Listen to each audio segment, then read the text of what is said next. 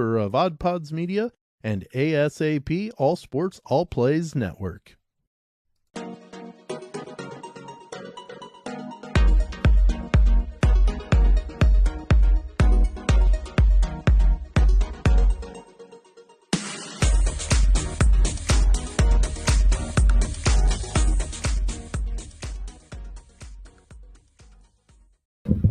Hello, and welcome to Big Ten Plus 4. We bring you college sports with Midwest perspective. We are blue collar and blue blood. I am Sam Sprunger, joined by Tony Hollinsworth on the other side of the screen there, and Dalton Shetler, who's normally with us at least once a week. Tony, he's not going to be here this week. He, first off, how are you? I'm doing great. I mean, we're coming up to the holidays. That means time off. That means sleep. That means good time with families and whatnot.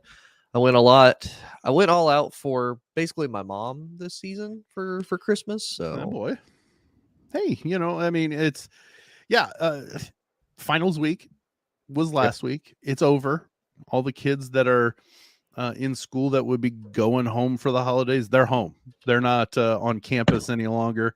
Basketball kicking back off after finals week, kind of not a moratorium. There were some teams that played, but some schools took that week to where they're dedicating just to their athletes, to where they go do their finals on campus. But other schools playing some minor games, but their basketball's kicking back up. A few games on the slate tonight, which are all non-conference games. Football not doing anything until next week. Yeah, yep. At least with the Big Ten when it comes into consideration. The Big Ten doesn't start their bowl season until the 27th. Yep. So a little bit still of a quiet week, but yeah, we've got a lot that we can talk about. We're going to talk about some bowl games still. We talked last week, and this is not demeaning the bowls, but we kind of put them in tiers. Mm-hmm. And the four that we did last week are the minor ones, the less, and even if you take the Iowa Kentucky one, which is, it's a big bowl, or whatever. But those are kind of the lower tier. We're going to do the middle tier ones today, and then we've got the big ones that also include Big Ten teams, which are the national semifinals, and we'll do that next Wednesday. So some stuff to talk about. So what you're saying is last week's was like the Wendy's dollar, like 4 for $4 menus. Since wow, you're bringing Wendy's back into it. Huh? I have to. I mean, I'm still shocked that Wendy's didn't do anything with Dalton. They let him just slide. Well, and that's why I'm like, Wendy's, you can't just let this slide. Like this man, called him out off the air. And basically said, Duke's Mayo is so much better than Wendy's. Yeah, I mean, essentially, that's what he said. Yeah, and he said Duke's would do a better bowl than Wendy's, and you and I are like, no. Yeah, well, we know he said if Wendy's sponsored a bowl, then maybe he'd get on their side, and I think that's basically just calling them out, just like, hey, you guys are no good. I think, and that's not at Sam Sprunger talking. That's at Dalton Shetler talking. Exactly. So according to Dalton, last week's is kind of like the Wendy's 4 for $4, lower end. Yeah, now we're moving to like people like it because it's football, but they're not like, it's like, oh my gosh, this is gonna be great. Right. So this is more like Five Guys, like you're paying for more and getting like slightly better, right? Or Red Robin, something like that. Okay, yeah. Or Applebee's. We'll say Applebee's. Okay, more of a more well-known national chain, I guess. No free ads, by the way.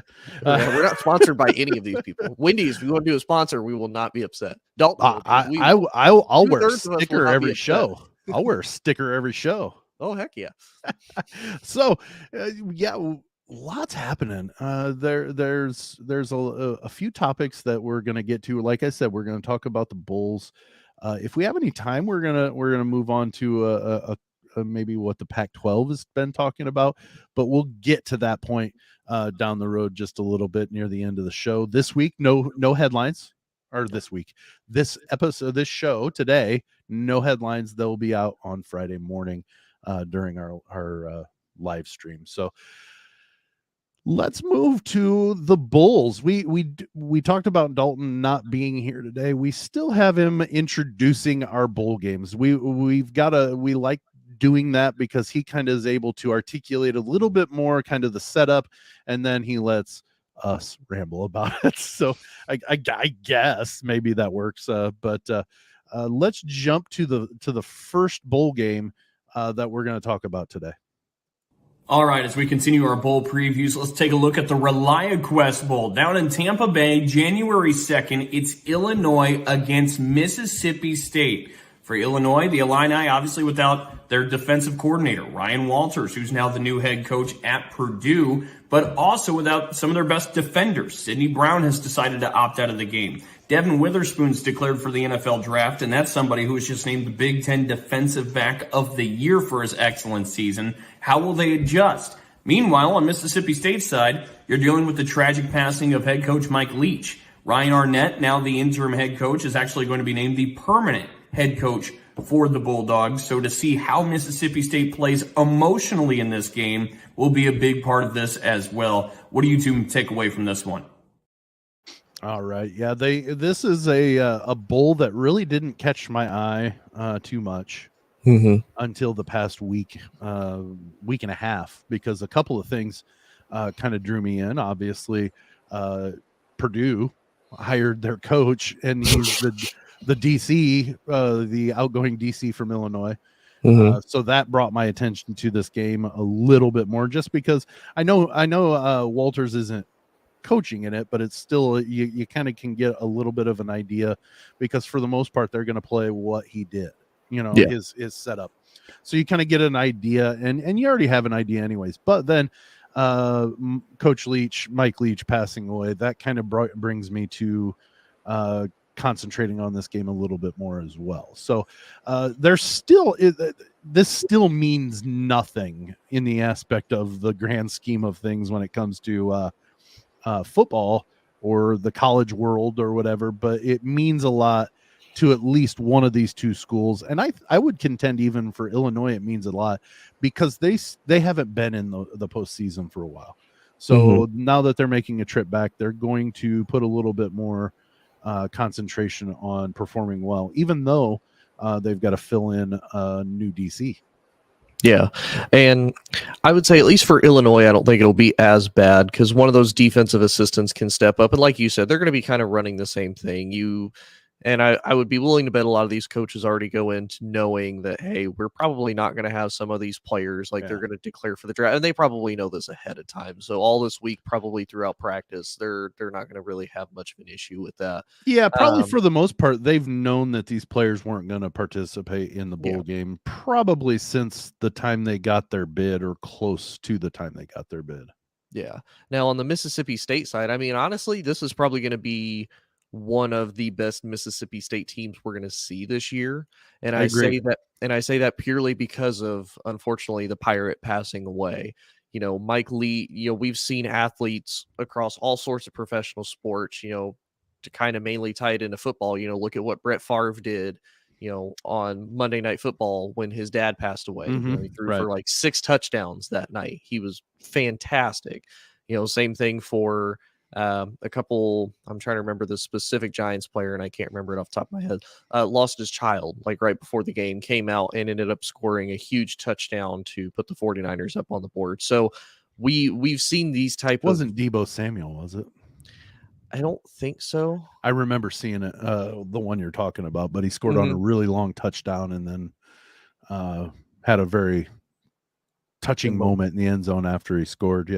Yeah, so a lot of times when this happens, this is when you see, kind of like you said, when you lost your dad, you go out, you do something for 2, 3, 4 hours to focus on something else. That way you don't have to be, you can kind of forget the real world just for a little bit. You can focus on something different, and obviously that's what Mississippi State is going to do. We talked about it last week. there was potential thoughts of, well, maybe they'll play, maybe they won't. And like we talked about, Mike Leach would be like, absolutely not. Y'all are I going to go don't out there. think there was any chance. Anybody that brought up they may not play, I don't think had any connection to that football team in any way, shape, or form. They were speculating because you're right. It's when you're going through a loss and you're trying to cope with that loss. Anything to keep your mind away from just sitting there thinking about that. Yes, you're correct. But think about this. They're going to go do what they were doing with the person they lost. Yep. And I think that it maybe even means even more to them because it's what they would be doing with the person they lost. I think they want to, I honestly would say this is going to be a blowout. Yep. Honestly, and I may be way off. I think Illinois is good, but they've got enough missing from their roster that is not participating or can't because they're injured or whatever. That I think I think come hell or high water, every single Bulldog's going to play. Yeah. Unless there's some high draft level players that decided, but honestly. When it comes to the loss, this may be just an absolute blowout. It's hard because of what that man meant to to that team. Mm-hmm. So it could be devastating, but at the same time, I think they're going to play inspired. Yeah. Well, and to me, honestly, Illinois has lost two things off of really their greatest strength. They lost two things off of their defense. You lost your defensive coordinator and you lost player of the year. Your Big Ten player of the year in Sean Witherspoon. So, and their offense, as well as their run game did, their offense didn't really surprise anybody. Their offense was not this juggernaut that people, couldn't overcome. It was just a, mediocre average offense. So to me, this is where Mississippi State, it's like, okay, hey, their defense is weaker and they already just have an okay offense. Like this is very easily a winnable game. Even if Mike Leach is still here, this is still a very winnable game for Mississippi State. Yeah. I don't know if it's an actual thing. I saw on social media some helmet that they said that Mississippi State was wearing. And I couldn't find any confirmation of it. So I don't know that it's real. I don't know if it was one of those concept ones that they said, oh, this would be cool to have Mississippi State wear, or if it was, this is Mississippi State's helmet. It was a Bulldog pirate skull with the cross swords, and then it said Coach Leach underneath. And I think that would be, and it was all in Mississippi State colors, obviously, but I think it would be an amazing, because here's the thing, they're playing in Tampa. They're playing at Raymond James Stadium. They have a pirate ship at Raymond James Stadium. Yep. I hate saying that. I would be not devastated, but I would be shocked if Illinois manhandles Mississippi State. Now, to say that Illinois couldn't win, I'm not going to say that because they're a good football team. I mean, they're one of those teams. They deserve a bowl game. They would have been just as, if not more competitive in that Big Ten championship had Purdue not gone. So they're a good team. But I would be shocked if Illinois runs away with this and wins by more than a field goal. If they win at all. Yeah, that's my thing. Yeah, I mean, I'm not saying it's not possible. I mean, anything is really possible with these bowl games. Again, like we talked about, this is mainly just kind of a test to see what your depth looks like, what guys look like potentially for next season. So, yeah, I would say it's really a toss-up. I'm kind of with you. I could see Illinois maybe pulling it out, but just purely based off of emotion, how probably much better some of these guys are going to play because Mike Leach passed away. And I mean, like you said, you're going to Raymond James Stadium, home of the Tampa Bay Buccaneers, who are pirate themed, with a pirate ship. I mean, you literally could not ask for any better. Like, they're going to feel it. And look at where they're going to. You look at Florida. Florida is a huge college football state. The Gators, the Seminoles, the Hurricanes, USF, UCF. Like, I could almost guarantee you, if they're not wearing orange on the 2nd of January at Raymond James, they're rooting for Mississippi State. Exactly. And that's 100% not agree. damning Illinois. That's not No. holding anything against Illinois. Nope. They drew the short straw, and I hate saying short straw, but they're the villain right now, and it's through no choice of their own, through no doing of their own. They're the villain, and I use that term so lightly because they're not villains. But if they win that game and it's an emotional game leading up to that point, I don't know that many teams or many people are going to be happy other than Illinois fans. Those are going to be the only people that are happy, and maybe even some of them are going to be. And I'm not saying please let Mississippi State win this. I want to see them play inspired, and I think they're gonna. I think that's the big thing is I think Mississippi State's going to come out with a fire lit under their butts, and I think they're gonna want to do Coach Leach proud in that farewell to him. Yeah, I agree. And and again, it's just like you said, it's kind of the short draw, unfortunately, that Illinois is playing Mississippi State in such a, I don't really want to say vulnerable, but emotional time.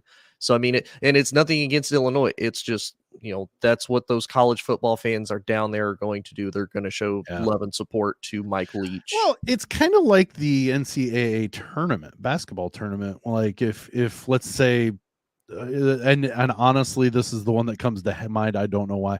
Iowa versus Northwestern State 15 years ago or whatever. Northwestern State's a 15 seed. Iowa's a number 2 seed. The only people rooting for Iowa were the Iowa fans. Everybody else in that arena was going for Northwestern State. And when Northwestern State won, they blew up and exploded. So, I mean, like and it might not have been a 2-15, but it might have been a 3-14. But still, Northwestern State got everybody on their side because they were the underdog. And that's kind of an underdog story with Mississippi State at Reliaquest. So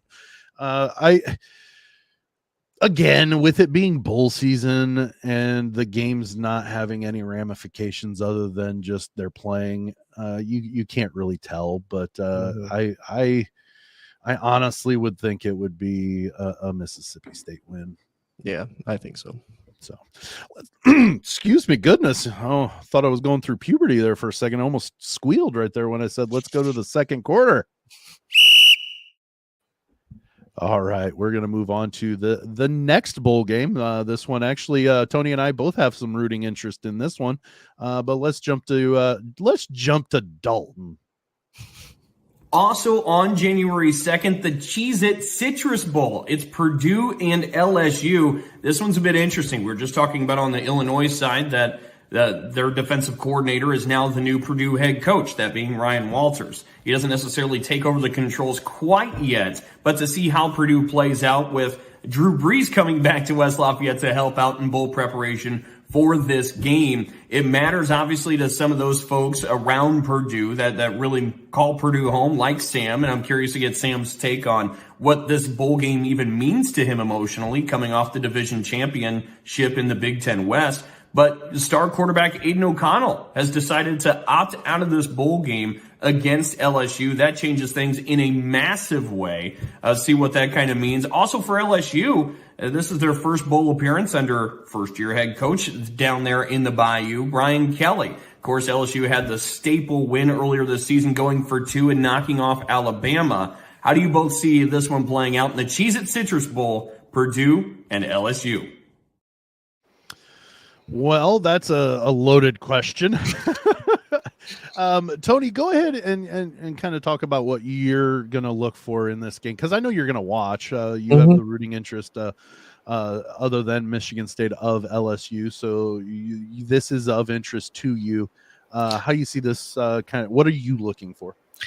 I'm kind of looking for, what does LSU really do to me more on offense? Because that was kind of my biggest question mark. Like, their defense was pretty good for most part of this year. Offensively with JT Daniels was really a big surprise for me. Like, when I heard he was coming from Arizona State, I was a little bit disappointed. I was like, oh man, just because living in the Midwest, I don't get to see a whole lot of Arizona State games. So I don't really know what this guy looks like.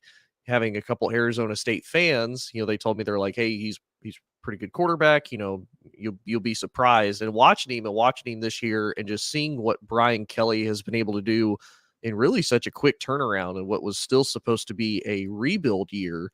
I'm really surprised at how well. And you think, sorry, I didn't mean to totally completely jump in there, but you think before they played Texas A&M, they were talking about LSU maybe being the first 2-loss team to get into the playoff. Yeah, they were ranked number 5 if they could beat Georgia in the SEC championship. Yep. There was talk that they could be a 2-loss team to make the playoff. Yeah. That's the position that they were in. Yeah. Now, I'll say even as an LSU fan, I can't necessarily say that they would have deserved it more than probably maybe a 1-loss team goes. And I say that because, again, you look at their losses. They lost to Florida State. Then they lost to Tennessee. They got blown out by Tennessee. And then, of course, they end the season with losing to Texas A&M, which effectively ended their, playoff hopes. It's one of those. I liked watching LSU after they beat Bama. To me as an LSU fan, I was like, oh man, this is literally just the highlight of the entire season right here. They beat Alabama. Like I'm completely content from this point moving forward. Just because they ruined the rest Alabama's of the season can be just a shambles. They beat Alabama. They beat Alabama. Like that's really all that matters to me. They beat Alabama. So to me, that's really what I'm looking for is how well can the offense do. To me, the run game probably could have been a little bit better. But again, for the fact of what JT Daniels was able to do, I'm super impressed. And Sam, I just want to say, go Tigers. Okay. Go Tigers. We coming. That's all right. Dalton mentioned he'd like to kind of know what I was feeling after the West Championship and then the Big Ten. Let's say it this way. Had Purdue won, they'd be in the Rose Bowl. Mm-hmm. I would be paying a lot more attention to that. Yeah. And I'm pretty positive Aidan O'Connell probably would be playing in that game, is what I'm assuming. Yeah. We kind of talked about this a little bit last week when I got to talking about what games that weren't semifinals would get people to play. The Rose Bowl is one of them. If your team hadn't been there in a while or ever, you're more than likely gonna, like last year, what was it? Chris Olave and Garrett Wilson didn't even play in the Rose Bowl, and that's because Ohio State doesn't look at the Rose Bowl like a lot of other teams do. Yeah. They look at the Rose Bowl as, well, we didn't make it to the national semifinal. That's what they look at that as. Mm-hmm. They don't look at it as what it used to be, which was the reward for winning the Big Ten. So I would have paid attention to the Rose Bowl a lot more. I'm going to watch this game, but looking at I forget, Tony, and I don't know if you remember, back against Indiana State, Aidan O'Connell didn't play. Yeah. I don't remember what quarterback played. I don't either. But looking at the roster, none of these names ring a bell. I guess I could look up the Indiana State game if I really wanted to and see who played. But that's the big thing is you can't replace the cog that he didn't play very well against Wisconsin. They got housed. Yeah. He didn't play very well against Iowa. They got housed. He didn't play against Iowa or Indiana State. They won, but it was because they were playing Indiana State. That's damning any of the boys on Indiana State, but good Lord, they're Indiana State. You're a Big Ten team. You should win. Oh no, Aidan O'Connell did play against Indiana State. He was 17 back 17 and 19, 211 and 4 touchdowns. Burton was the quarterback. Okay. So Austin Burton, who's a senior from Massachusetts, I assume he's probably going to play again. He's a senior, so we've got to treat this what it is. This is a Jeff Brom team, for one. Mm-hmm. This is a Jeff Brom team that is not being coached by Jeff Brom. Nope. His brother's coaching. coaching the team. So you're not probably, I mean, you're going to try out people in position or in their positions. This is going to be a glorified practice game for Purdue. And I get it. I want them to win, but I'm not going to hold it as highly as if they were playing in Pasadena had they beaten Michigan, and that's not me saying, oh, Bulls, I don't care. I care. It's not as sexy of a matchup as I was hoping. Not saying LSU, you get what I'm saying is that what it could have been compared to what it is. It's pulling my attention away from it a little bit. Well, and kind of like, and I get what you're saying. It's not that we don't really care about the bowl games, but kind of like we talked about with even Mississippi State and Illinois, there's really no changing what happens, win or lose, for either one of these teams. Correct. Yeah. It doesn't change anything for their landscape. It doesn't change anything for the future. They're not playing any more games after this bowl game until next season. Win or lose, they're not playing anymore. So like, it's not like they win, go, or lose, go home. It's win or lose, you're going home. There's not a tomorrow. So like for the seniors, this is their goodbye. This is their going out party, basically, which, and I guess maybe that's the way you look at it is those seniors that won't be coming back. It's their goodbye, and it's a tryout for those people that are kind of fringe or have some freshmen that are going to be coming in that they're going to have to be competing against. That'll give them, first off, they had 2 weeks or 3 weeks of practice that you wouldn't have normally gotten if you weren't in a bowl game. So that's an advantage, but at the same time, you've got a game situation that you can participate in to try to get that as well. So I'm looking forward to it because the one thing I like doing, and I don't know if you're this way, Tony, I like watching my team play a team I haven't seen them play before. I've never seen Purdue and LSU play, so it's going to be interesting and fun to watch. Now, I hope it's not as interesting and fun, and I use the air quotes, when Purdue and Auburn played a few years ago, or when Purdue and Oklahoma State played a few years ago, where they were just blown out by both of those teams. I'm not looking forward to that necessarily, and I'm not saying this is going to happen against LSU, but I like seeing that. Oh, hey, I haven't ever seen these teams play. I like watching it, and then there you go. Yeah. I think that's probably my biggest thing why I liked the expansion of the college football playoffs, because you get to see this more. Like when you have a 4-team playoff, it's okay. These are literally the 4 best teams in the country, supposedly. We can make an argument on that all we want to. Yeah, subjectively the best.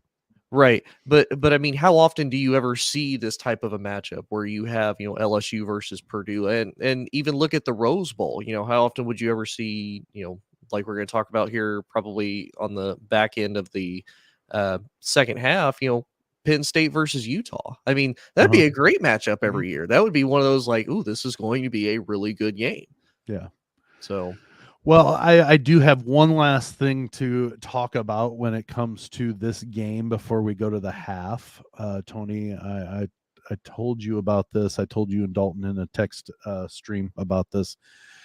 There are some LSU football fans out there, Tony, that are a little askew on they don't think about what they're saying before they post it to social media. I know that's a shock that somebody would post something before actually researching it.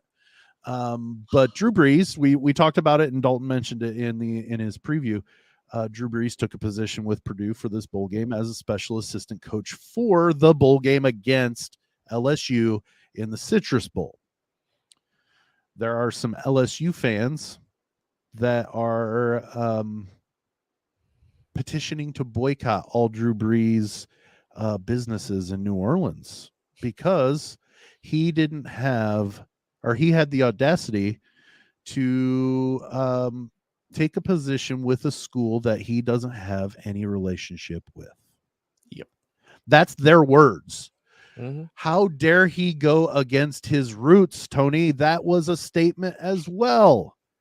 Tony, I watched Drew Brees his senior year beat Ohio State so Purdue could go to the Rose Bowl. Purdue went to the Rose Bowl with Drew Brees. Should I say it slower, louder, or both? Drew Brees went to Purdue. He is a Boilermaker. Yes, I am talking slow, loud, and like you're 4, because you know what? A simple Google search would have found that Drew Brees went to Purdue. Get over it. These aren't even Saints fans, Tony, that are complaining. These are LSU fans. Get over yourself. One, just because you went to school there doesn't mean he's required to take a job if he takes a coaching position. 2, do a damn Google search and find he went to Purdue. Act like you've got a brain in your head before you demean a man who has given half of his life to the area in which you live in. You're insulting him. Mm-hmm. And this, yes, I am mad because it's one of those things that is easily avoidable just by doing a Google search that, oh, he went to Purdue. Okay, it makes sense. You're not happy, maybe. That's fine. But he went to Purdue. To say that this man doesn't know his roots, he grew the damn roots in West Lafayette. Mm-hmm. So don't do this. And I know I've went way too long on this, but it really makes me mad that, I mean, just simple Google search. That is as simple as it gets. Well, and I will say to semi defend the LSU fans to a point. I'm not defending them for not doing Google search, because believe me, I'm a big proprietor of that as well. You got to remember, when did Drew Brees play at Purdue? Oh, in the 90s. Early in the late 90s, right? A lot of these LSU fans probably weren't even conceived. I don't know that I never saw Joe Montana play at Notre Dame, but I know he played at Notre Dame. No, you know why? You mean he didn't play for USC? He didn't play for UCLA? You know why I know that? Simple Google search. Put in Joe Montana. It will tell you the college he played at. Mm-hmm. On the side. You don't even need to look it up. But I will say, for New Orleans, they're very family oriented. You look at all the things that Drew Brees did. So I think that's why Drew Brees stayed in New Orleans for the remainder of his career after he came from San Diego, because he felt he fit in.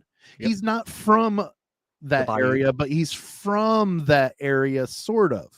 You know, he's from Dallas. Texas, he's from the South. Like, they're not so that far in from that each area. So I get that but he likes it because of that family orientation. He is a family man.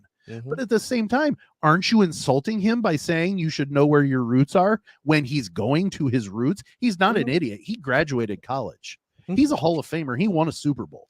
Now he knows what he's doing. We've seen some people that still graduate college, and there's some educated idiots. No, I get we've that. seen that, but I get what you're saying. But you also don't man an NFL offense prolifically and set records and win a Super Bowl by beating one of the other greatest quarterbacks in the game and not know what in the world you're doing. It's true. So I don't damn LSU, the school itself. I don't have anything against it, but there's some fans on your side there, Tony, that they need to keep quiet until they do just not even a ton, 6 seconds worth of research. Hey, 6 seconds is a long time, sir. I get that. And that may be a lot of research to them. And that's fine. Do a lot of research then. But do your research. Yes, it touches a nerve, because you know what? Yes, I'm a Purdue fan, and yes, that's why it angers me, because we knew Drew Brees before they knew anything about him. You know, West Lafayette would vote him king of the world if they could. So don't talk about roots, okay? Seriously. He could walk in and become mayor of West Lafayette if he moved. Oh, yeah, 100%. Simple. They would vote for him, yeah. So, you know, that to say that he has no, there were comments even saying he needs to take all the businesses he started down here and move them to West Lafayette and see if those hicks will support his butt. Oh, 100% they will. They will vote him king of the world, Baton Rouge. West Lafayette loves Drew Brees probably more than Joe Tiller. And Joe Tiller was grandpa, like that grandpa figure, like that icon football wise. Drew Brees is bigger than that in West Lafayette. So don't talk about see if West Lafayette will support him. They absolutely will. No, 100%. So I'm off my soapbox. I'm off my old man soapbox where I'm preachy, but that struck a nerve because you know what? Purdue knows loyalty. Mm-hmm. And that would be one reason why Drew Brees was so adamant about wanting to coach. If he was going to coach, it was going to be at Purdue, or at least on this special occasion or whatever. And I think it's him trying it out. And here's the thing. I, as a Purdue fan, knowing Drew Brees played at Purdue, if he were to say, hey, I want to coach football now, and he goes to, even if you were to take a position at IU, I wouldn't go, how dare you go against your roots?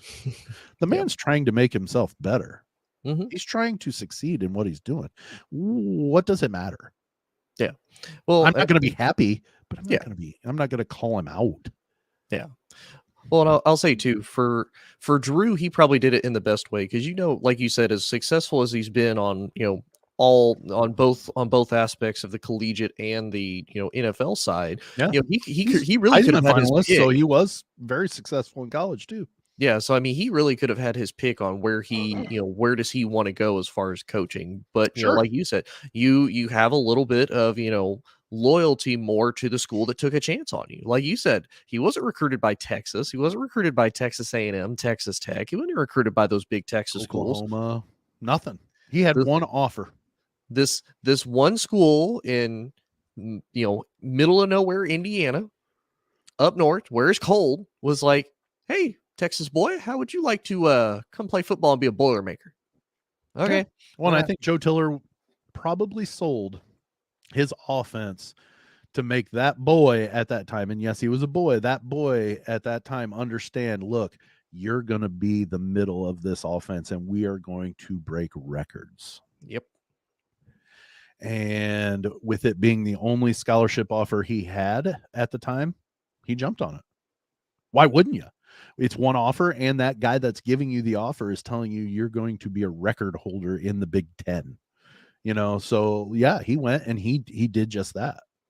And so it's, I guess I'm making it a big, huge deal when it's not really even all LSU fans, but it's always the bad that comes out and shines through. And I'm like, come on. I know there are Purdue fans that I'm sure are just as moronic. I just don't see it as much because I know that moronic is moronic. It doesn't matter what team you vote or root for. But that was just really, I just happened upon it too. I saw it and I'm like, are you kidding? Come on. And there were LSU fans that were absolutely defending it. So there wasn't anything there. But we've gone too long. Go Boilers. Hope Drew Brees really enjoys coaching. Wouldn't mind seeing him get into coaching after this. So let's hit the half, Tony. What do you say? Let's do it. Go you Tigers. Are listening to Big 10 Plus 4, hosted on Anchor and StreamYard.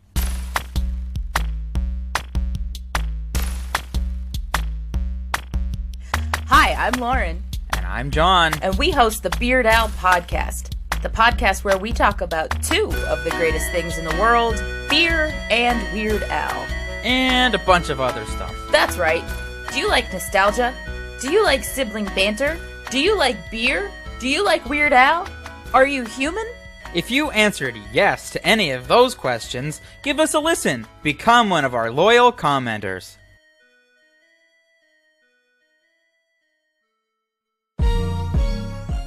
Hey, you there. We've got a question for you. Are you tired of clickbait stories and the loudest voices driving discussions in culture and entertainment? If so, I'm Dylan. I'm Kendall. And I'm Corey. And we host the podcast From the Middle. We're middle-class guys living in the middle of America, in the middle chapters of our lives with points of view somewhere in the middle. We take a more reasonable and centrist approach in our discussions covering genres like comedy, culture, entertainment, and interviews with really interesting folks like business owners, comic creators, doctors, news anchors, New York Times best-selling illustrators, professional stand-up comics, and more. We really value a relaxed and conversational podcast, one that we hope is so fun and laid back, you'll forget you're not actually hanging out with us. So search at From the Mid Pod, just like it sounds, or check us out everywhere you can find podcasts. Okay, we're moving on to the third quarter. We're moving on to another bowl game after we went a little long because I decided I was going to beat up a bunch of keyboard warriors, I guess is the best way to put it. But anyways, we have one more bowl game that we want to talk about today before we move on for this week, and it is it's a big one, maybe even a grandfather, I guess you would say, huh? Ooh. And let's stay on January 2nd once more, shall we? It's a full day of Big Ten bowl games the day after the new year, but the granddaddy of them all, the Rose Bowl. If there's a bowl game with any kind of prestige or integrity to protect and preserve, it's got to be the Rose Bowl. Penn State will represent the Big Ten Conference in this game. Meanwhile, on the Pac-12 side, it will be Utah, the Pac-12 champs, matter of fact, knocking off USC in the conference championship game and also knocking USC out of the college football playoff with that victory. Penn State comes into this one 10-2 mark on the year. They beat every team they should have beat all season long, but they also lost to the teams that they should have lost to. They lost to Ohio State and lost to Michigan by double digits both. So kind of interesting when you look and reflect, trying to analyze on Penn State's regular season. Going into this one, the reports that we've heard lately indicate that Sean Clifford still plans to play in this game for Penn State. Drew Allard behind him on the quarterback depth chart, still constantly improving as well. Jair Brown, the defensive back for Penn State, plans to play in this game as well. That is a big boost in the Nittany Lions side. What do you both make of the Rose Bowl, Penn State and Utah? It's a big one. Mhm. Big game. We just talked about it just a few minutes ago. This is one of those, and Dalton even touched on it there. If there's anything that the prestige needs to be retained when it comes to certain bowls, this is one of them. And it's not even honestly because it's a Big Ten historically connected bowl game. It's just always been the biggest bowl. Tony, you grew up. Were you just a Big Ten fan, or have you always liked LSU in your life? Both. So was the Sugar Bowl really huge to you growing up? Not really. Okay, so even though your team of rooting interest, their big bowl game was the Sugar Bowl if they won the SEC. Mhm. That one isn't as big as to you. What was the Rose Bowl big? Yeah. To me, the Rose Bowl was always big. And that's not even necessarily because, did you always grow up as a Michigan State fan growing up? Michigan State's kind of new. I honestly, Okay. So I can tell you why I became an LSU fan. So in high school here in Indiana, as obviously you well know, Indiana football wise, aside from Notre Dame back in like the 80s, has not really had a whole lot of general success throughout the years. So being in high school, I noticed a lot of people in my school started to become Alabama fans. And not only were they Alabama fans, they were the extremely stereotypical, annoying Roll Tide. Oh, so they're the Alabama fans. 1990s Yankees fans. Yes. And The I ones was that like, became Yankees fans when they started getting good. yeah, so I literally heard this, and again, this is one of those I had slowly started to become kind of introduced more into sports, and I'm like, who is Alabama's biggest rival that Bama just absolutely hates more than anything? And LSU pops up, and I'm like, you know what? I'm an LSU Tigers fan from this point moving forward because I hate Alabama that flippin' much.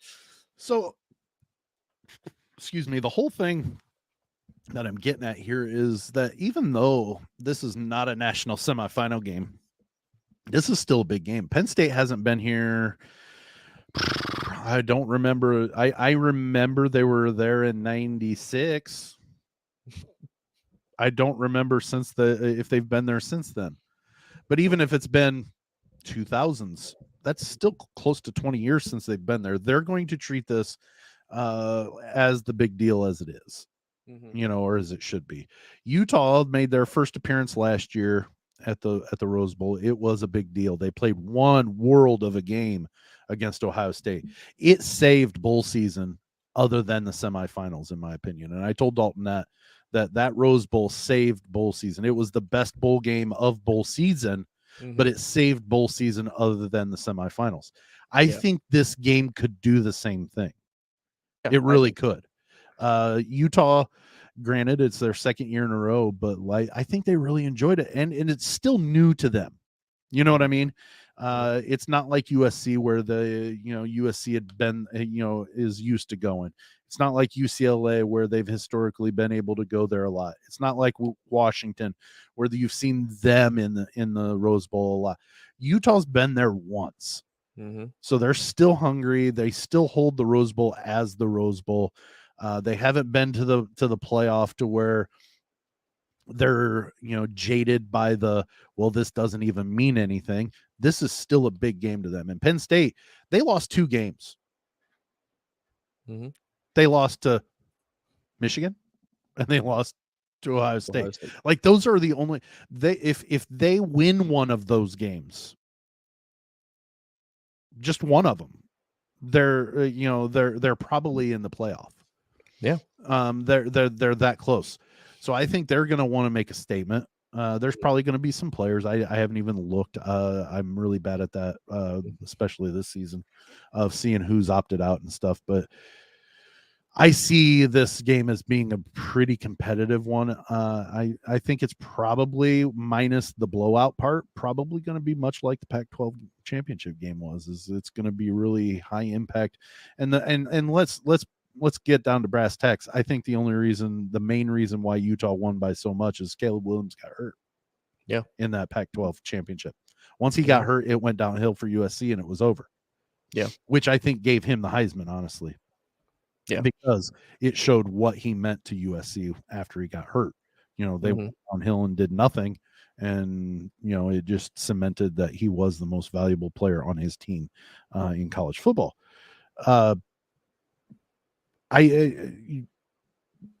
This is going to be a good game. I don't know the X's and O's because, again, in 3 days you could have 4 people decide they're not playing on both sides, and then it's a totally different game that we're going to be dealing with on January 2nd. And we might even cover some of those before the national semifinals, because these games haven't happened yet when the national semifinals roll around. These all happen after the semifinals, so we may have different games to look at come that point. But this is going to be a good game. I think I'll probably watch this more than the Purdue LSU game, to be honest. Yeah, because to me this really kind of, and this is going to sound crazy, this to me kind of represents the best of the Big Ten after obviously Ohio State and Michigan, and I say that because people the best of the rest. Yeah, the best of the rest, really, because I mean you look at it, but Michigan and Ohio State are in the playoffs, so you already know that they're going to be beating up the big boys anyway, and always the talk is always, well, how good can the rest of the Big Ten be? Because after Michigan, Ohio State, nobody else really matters, and that's what I've seen from a lot of different college football fans. And you get to go up against the best of the not only Pac-12, but a team that honestly throughout most of the year in Utah dominated just about everybody they faced. I mean, I know it's Southern Utah, but they dropped 73 on them. They dropped 63 on the mess that is Colorado.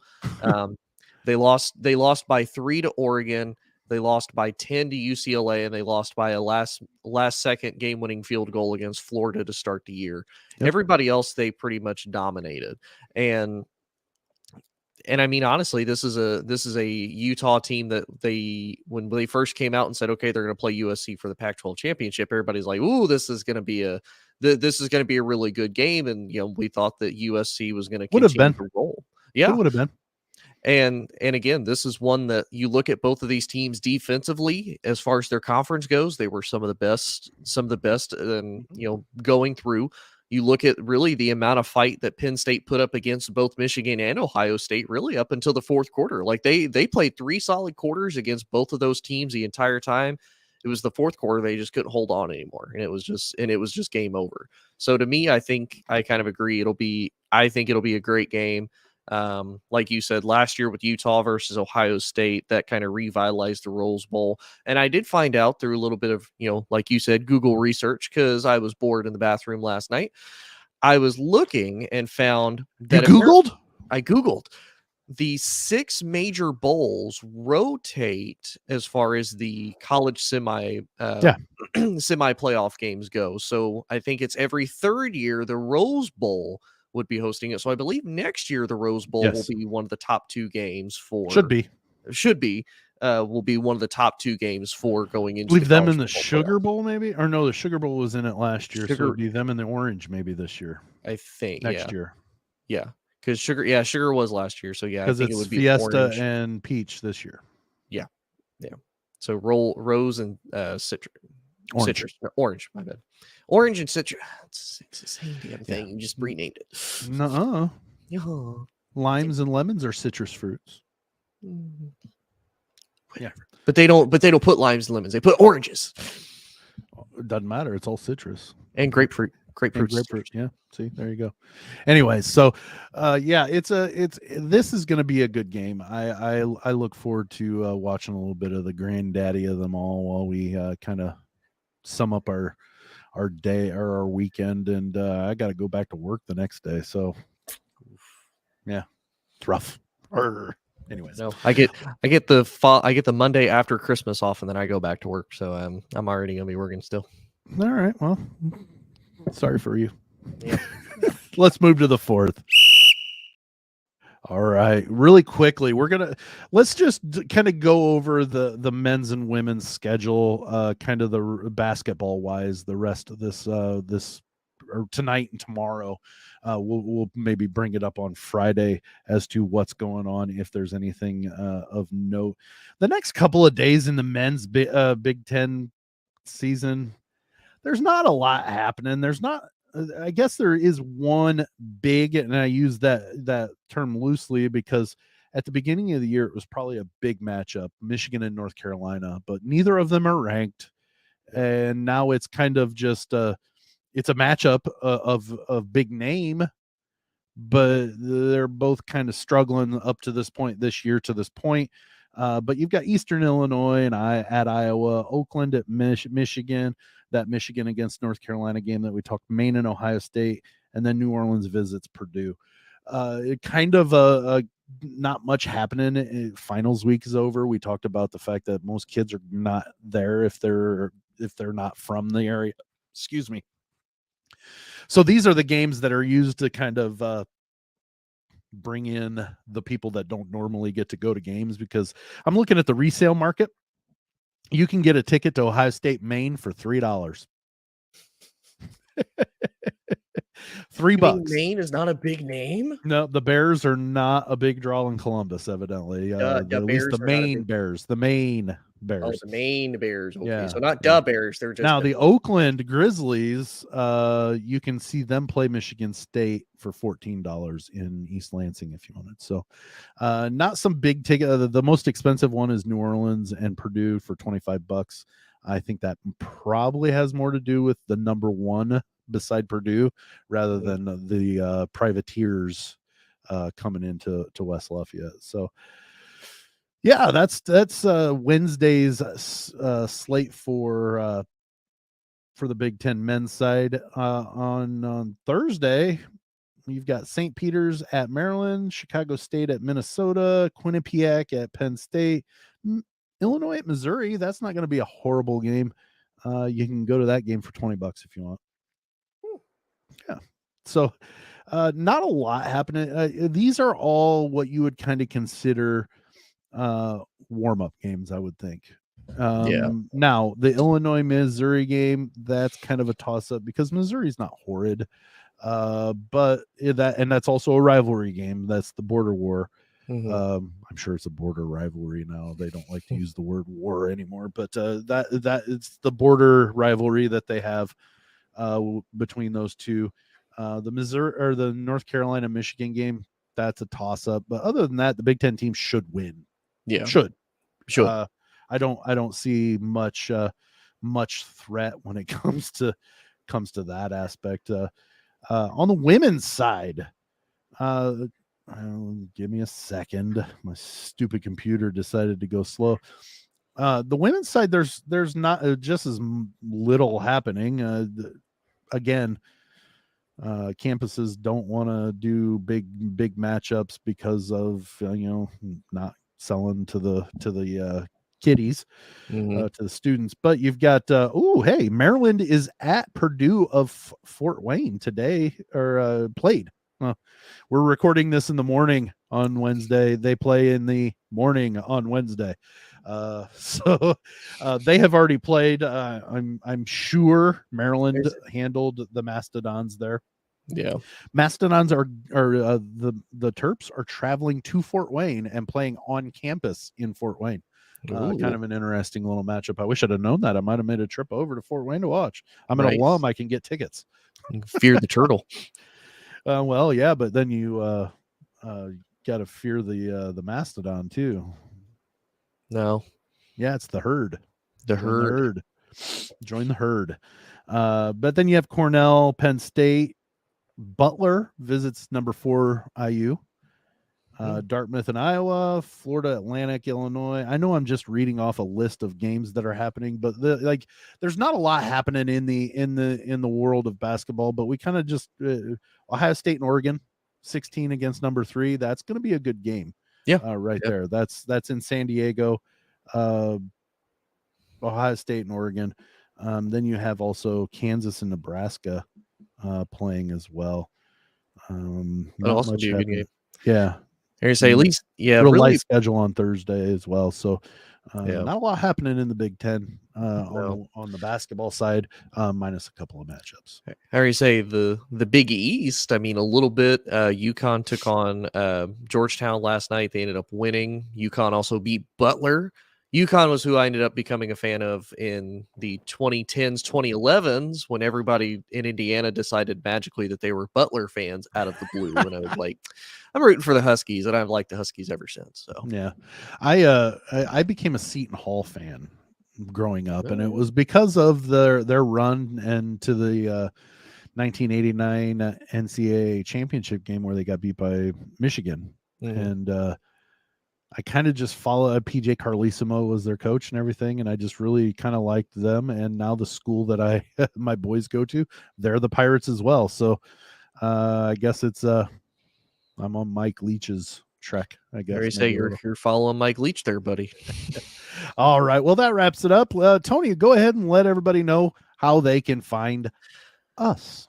So you can find us on Twitter, TikTok, and Instagram at Big 10+4. The unfortunate part about all 3 of those social media websites is they make you spell out plus. Why? Nobody's got time to spell stuff anymore. If I don't have 6 seconds to Google who Drew Brees played for in college, I don't have time to be spelling out the plus. Well, then you don't need to follow us on TikTok, Twitter, or Instagram then. But that's where Facebook comes in. Facebook said, you know what? You're right. You don't have 6 seconds to do that. You can just type in plus and it'll pop up to our page, which makes it so much easier for me. You can also find us on oddspodsmedia.com, as well as a whole slew of other great shows, other great podcasts for whenever you're bored. If you don't want to do 6 seconds of Googling research, you can also find other podcasts, other shows to listen to.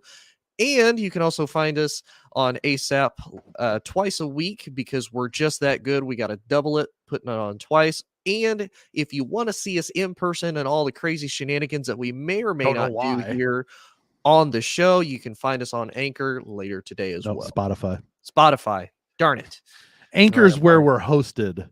Spotify offers the video. Oh, okay. I thought Anchor did too. I thought Anchor was good. Anchor is owned by Spotify, so it kind of is, but it is two different. Anchor's got its own distribution as well as Spotify has its own distribution. Oh, so we're distributed to both, even though they're both owned by Spotify. So like Walmart and Sam's Club, like same, but not. You same. literally if you literally go to Anchor, you cannot watch the video. If you go to Spotify, you can. Okay. That's the difference between the two. So, well, that's it for this episode. We had a lot to talk about. Dalton, busy man. We appreciate him giving us the videos to talk about the bowl games. Tony, we'll see you on Friday, right before the holiday. So, from all of us here at Big 10+4, sorry, I started to hiccup at the same time that I started to talk, so I had to force it down. But from everybody here at Big 10+4, I'm Sam Sprunger. That's Tony Hollinsworth, Dalton Shetler. We'll see you later.